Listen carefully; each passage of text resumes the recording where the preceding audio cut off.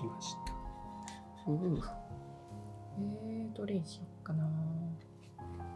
どれにしよう。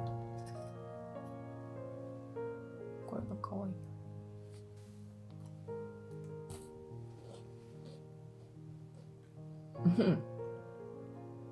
甘っ。いただきます。めちゃくちゃ甘いね。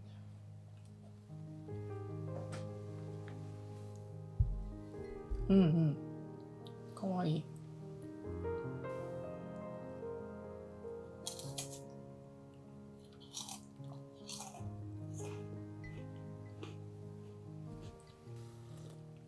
や、紅茶とめっちゃ合うね。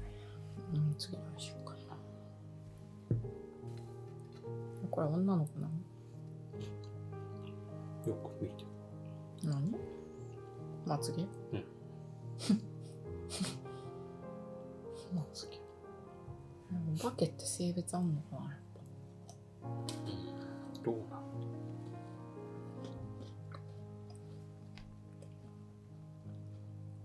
てかハロウィンってさ、お化け関係あんの？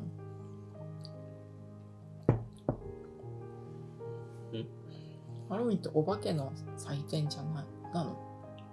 知らない。